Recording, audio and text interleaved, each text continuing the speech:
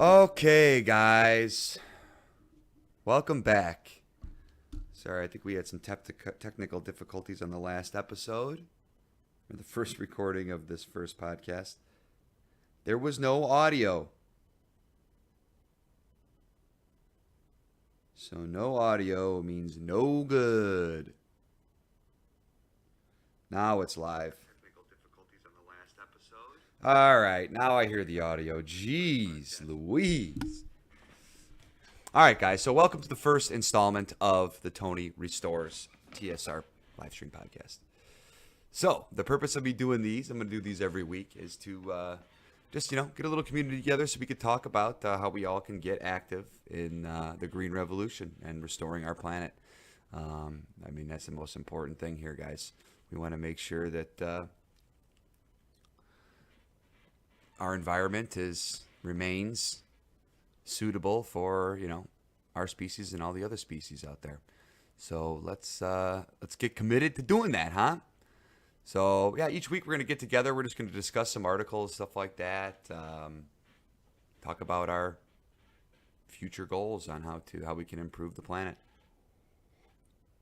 Which leads me to our first topic today for the episode one. It's going to be the most important one, I think, and it's deciphering what is a real, green movement and what isn't. So this is the most important thing to understand. Any type of awareness brought to, obviously restoring the planet and reducing waste and holding corporations accountable is important. So I will start out by saying that. That being said, the same corporations that are the cause of all of the problems are also, they dump money into pretending to be the cure and the solution, which is just simply, not the case. It doesn't work like that. So we have to get good at deciphering what's real and what isn't. So my main purpose, like I said, all type of green activism, guys, starts at the small micro level. It starts with us as the individuals. You could start by reducing waste right off the bat is a great thing to if you're trying to be environmentally conscious. When you're going to the grocery store, don't overbuy things. Only purchase what you're going to eat. Don't throw out any excess food. We already do enough of that. And if it does spoil or it's getting close and you can't eat it, make an effort to get out there, go to your local forest preserve or whatever, and there's plenty of other species out there, whether it's animal, plant life, mushroom, mycelium that can use those nutrients. It's much better than it ending up in a plastic bag in a landfill. So that being said, guys, be on the lookout for the big players in this. We're going to start out by going over this article here from 2019 by Corey Morningstar. So I don't really know who that is. We could probably do a little quick research on Corey Morningstar. It sounds like a cop from a novelist or something, from like a novel. Interesting. But yeah, so we're going to go ahead and just go over this article, talk about it, guys. So this quote in the beginning I really like. What's infuriating about the manipulations by the nonprofit industrial complex is that they harvest the goodwill of the people, especially young people. They target those who are not given the skills and knowledge to truly think for themselves by institutions which are designed to serve the ruling class. Capitalism operates systematically and structurally like a cage to raise domesticated animals. Those organizations and their projects, which operate under false slogans of humanity in order to prop up the hierarchy of money and violence, are fast becoming some of the most crucial elements of the invisible cage of corporatism, colonialism, and militarism. So, Hiroyuki Hamada, an artist. Super powerful statement there from our Japanese artistic friend. So, I'll just start by saying that I'm, neither a capitalist or a communist. I think both of those are just ideas. I think the reality that our current society and current cultures are in is a lot more along the lines of this. We live in a corporatist, colonialist, and militaristic society and culture. It's super unhealthy, and it's literally destroying the planet and us as we go. So, you know, it's that's the whole point of this podcast, really, is to let's find ways, like the great Terrence McKenna says, to move away from these dominator cultural relationships with the planet and each other, and move towards more of a partnership, communal type culture and society. So, yeah. This is a really well-researched article. I like it a lot. Basically, the manufacturing of Greta Thunberg, and I have nothing against Greta. Like I said, anything that gets the conversation going about environmentalism and saving the planet and holding companies accountable is good. Then again, that being said, whenever there's big money that gets behind someone like this from the same companies that are committing the atrocities, you have to be skeptical. So, again, take what I say with a grain of salt, take what she says with a grain of salt, and do your research. Nothing against Greta, but, as you'll see from here, that her type of environmentalism is not my type of environmentalism. So this guy breaks it down into 5 acts. Act 1, I disclosed that Greta Thunberg, the current child prodigy and face of the youth movement to combat climate change, served as a special youth advisor and trustee to the foundation established by We Don't Have Time, which is an interesting little organization if you guys want to look that up and do your own research there. A little tech startup. So, yeah. Act 2 is illustrate how the youth are sacrificial lambs for the ruling elite. Also in this act, I introduce the broad members and advisors of We Don't Have Time. I explore the leadership in this nascent We Don't Have Time and the partnerships between the well-established corporate environmental entities, Al Gore's Climate Reality Project, 350.org, Global Utiming, Global Challenge, the World Bank, WEF. Yeah, so, whether their intentions are malicious or not, meaning, whether the policies that they're enacting are actually because they want to save the planet or they just want to continue to maximize profit.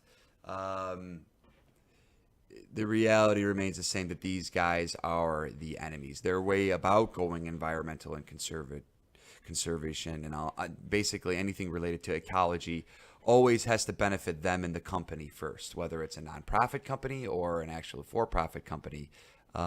These people don't actually care about changing society for the better. They want to make it look like they're green when in reality they are black. So keep that in mind. And again, I don't really know, not all of them. So like I said, they may have good intentions, they may not. But most of the time, anything that starts from the top down like this is never good. Things that are good usually start from the bottom up. So Act 3, I deconstruct how Al Gore and the planet's most powerful capitalists are behind today's manufactured youth movements and why. I explore why We Don't Have Time / Thunberg connections to our revolution, the Sanders Institute, This Is 0 Hour, the Sunrise Movement, and the Green New Deal. I also touch upon Thunberg's famous family, in particular Thunberg's celebrity mother, Melina Ernman, WWF Environmental Hero of the Year 2017, and her August 2018 book launch. I then explore the generous media attention afforded to Thunberg in both May and April of 2018. So, Act 4, I examine the current campaign now unfolding in leading the public into emergency mode. So, yeah, I mean, this right here is they're not just, the capitalists that are connected to environmental activism. This is used by all media. They use fear to manipulate people's emotions to get, feel, and think a certain way. So, just be aware that that's always happening. My best advice is, like Terrence said, there's nothing to be really afraid of. Fear stops your ability to critically think. So, just examine both sides of every argument and make decisions for yourself. Again, there's a lot of people out there looking to lead you astray. So stay vigilant and do what you think is right. Your gut will tell you. So, Act 5, I take a closer look at the Green New Deal. I explore data for progress and targeting the female youth as a key demographic. I connect the primary architect and authors of the Green New Deal data to the World Resources Institute. From there, I walk you through the Interlocking Business and Sustainable Development Commission, the Global Commission on the Economy and Climate, and the New Climate Economy, a project of the World Resource Institute. So yeah, this looks bad, guys. In the final act, the 6, I wrap up the series by divulging the very foundations which have financed the climate movement over the past decade. These are some of the foundations now partner in the Climate Finance Partnership, unlocking $100 trillion from pension funds. I mean, doesn't that seem like an unrealistic, crazy number? You know, we're able to spend these billions and trillions of dollars on wars, forever wars, and God knows what else, but we can't, get affordable housing for people and decent health care and proper environmental and conservation institutes set up. I mean, it doesn't make any sense. So I reveal the identities and individuals group at the helm of this interlocking matrix, controlling both the medium and the message. I take a step back in time to briefly demonstrate the 10 years of strategic social engineering that have brought us to this very precipice. I look at the relationship between the WWF Stockholm Institute and the World Resources Institute as key instruments in the creation of the financialization of nature. I also take a look at the first public campaigns for the financialization of nature capital, that are slowly being brought into the public realm by the WWF. I reflect upon the mainstream NGOs are attempting to safeguard their influence from further manipulate the populace by going underground through the Extinction Rebellion groups being organized in the U.S. and across the world. So, very interesting stuff here, guys. We'll start out with the Act 1, diving into Greta. Good old Greta. Oops. Quote, how is it possible for you to be so easily tricked by something so simple as a story? Because you are tricked. Well, it all comes down to one core thing, and that is emotional investment. The more emotionally invested you are in anything in your life, the less critically and less objectively and observant you become. So, yeah, I mean, that's a given there, guys. We don't have time. This term is quickly becoming the quote du jour as a collective mantra to address the ongoing environmental disaster that can best be described as a nod to the obvious. It's true that we don't have time. We don't have time to stop imperialist wars being the greatest contributor to climate change and environmental degradation by far. But we must to do so. Of course, it's an impossible feat under the crushing weight of the capital system, a U.S. war economy, and the push for fourth industrial revolution founded on renewable energy. Yet, inconvenience has nothing to do with necessity in regard to addressing a particular situation. So, yeah, I mean, the green imperialism would later being synonymous with blood. So, again, guys, a lot of this green movement has been co-opted. So, take everything you hear with a grain of salt. Like I said, it's always going to be more important to make changes on your own in your own life and help people and in your immediate community and family personally than, giving $15 to this guy or this chick or, one of these many other organizations that claim that they're doing all this good when in reality they don't even have decent enough accounting to tell you where that money is going. So start small, guys. Reduce and waste your own life, Like I said, the whole point of me starting this whole channel is to get people excited and motivated about restoring the planet. And an easy way to do that is to pick up the new hobby of restoring old thrifted items. They have plenty of life left in them, and it's much better that they find a new home where somebody can, love and appreciate them than ending up in a landfill. People are all too addicted to going and buying new junk nowadays.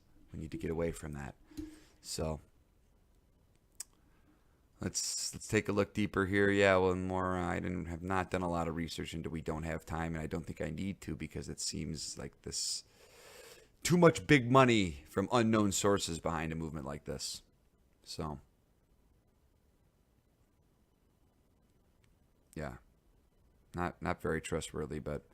Again, do your own research, guys, and like I said earlier, any type of awareness brought to the reality that we need to change our behaviors to save the planet is important. So, look at this, yeah, Martin Thorslund, what a name that is! Woo! How about it? These Nordic people have the sweetest names. Norse Thorslund. No wonder everybody wants to get on this train. That's a sweet name. He is the Chief Marketing and Sustainability Officer for the We Don't Have Time company or nonprofit.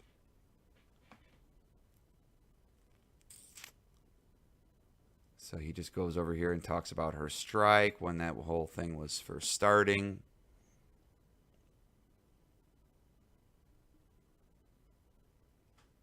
Yeah, scary stuff. These agreements and policies include carbon capture and storage CCS, enhanced oil recovery, bioenergy with carbon capture, storage BCS, payments for ecosystem services, natural capital, nuclear energy, fission, and a host of other solutions that are hostile to an already devastated planet. What's going on here? It's a rebooting of stagnant capitalist economy that needs new markets, new growth in order to save itself. What is being created is a mechanism to unlock approximately $90 trillion for new investments in infrastructure. What's going on here is the creation and investment in perhaps the biggest behavioral change experiment yet attempted on a global scale. And what are the deciding factors, and what is the behavior of global society to adhere to, and more importantly, who decides? This is a rhetorical question, as we know full well the answer is the Western white male saviors in the capitalist economic system they have implemented globally that has been the cause of our planetary ecological nightmare. This crisis continues unabated as they appoint themselves yet again as the saviors for all humanity, a recurrent problem for centuries. Hot take, Corey Morningstar. True, but a hot take. I mean, I don't know. It's not just a white male capitalists that are committing these atrocities.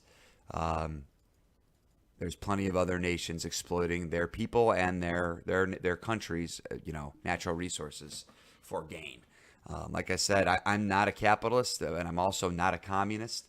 Those two labels are. We need to get away from using terminology like this.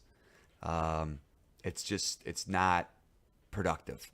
We need to shift more towards using terminology like this. Our Japanese friend up here, Hiroyuki Hamada.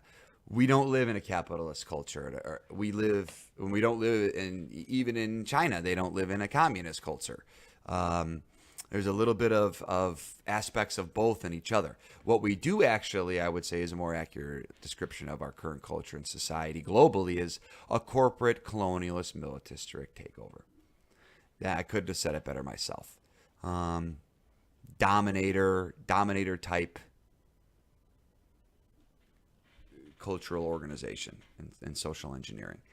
So that's what we have to get away from. We don't need to, put a race on it or a planet, a political ideology. We just need to start from the bottom and save the planet ourselves, And then, as our smaller communities grow, we can then have enough power to hold these bigger entities accountable. So I do like that artwork, though. That's very cool.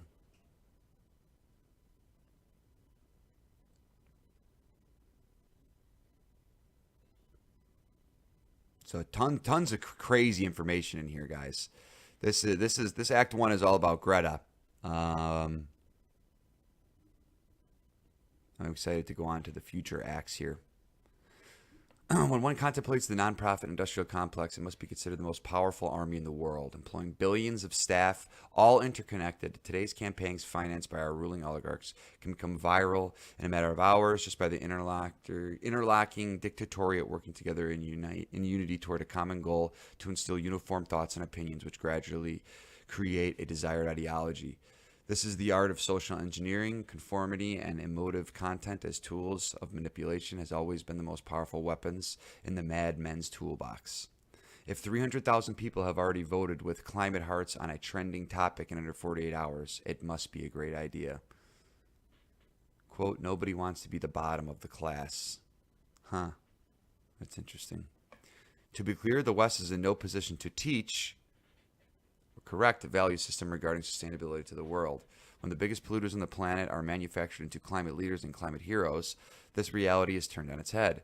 A reality we are conditioned to accept. Institutions such as the United Nations, in tandem with the media, spoon feed this insanity that defies all logic to the global populace and servitude to the ruling classes. I mean, yeah, that's that right there, guys.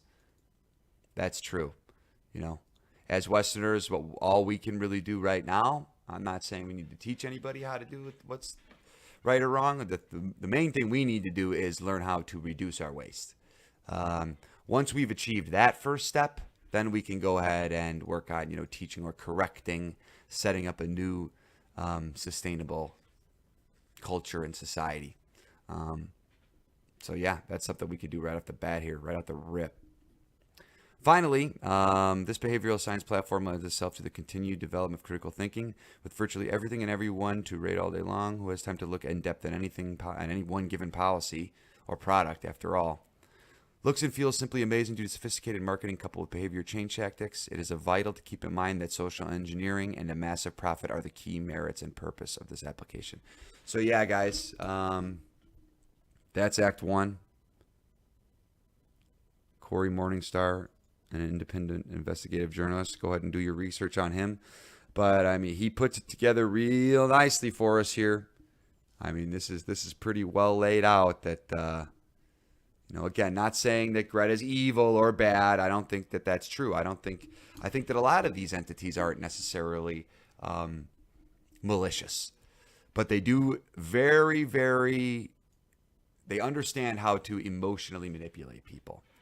And they will do that to, gain a profit, even though it's under the guise of a nonprofit, hijacking and co-opting the word green and all of its synonyms. So, like I said, do your own research, guys. Most importantly, make little changes in your own lives. That's the most important thing. Reduce your waste and, do something to give back instead of the constant consumption. I would say stop buying as much new junk. You don't really need it. Before you make a purchase, really analyze what you're going to do with it, how long you're going to use it for, that kind of thing. And, once you're done with it, please, God, do not throw it away.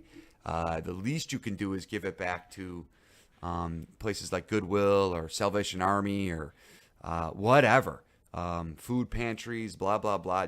Just reduce your waste in all forms, guys. That's something really easy we can all start out doing that will slowly over time gradually change the way we think and our behaviors, and we can grow out of this dominator culture of consumption that we currently exist in. So awesome, guys. Thanks so much for watching.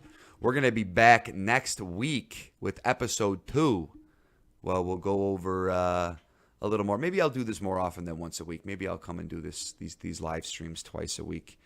But yeah, just a little way to check in, get together, group up, and get the conversation started. You know what I mean? So thanks for watching, guys. Peace.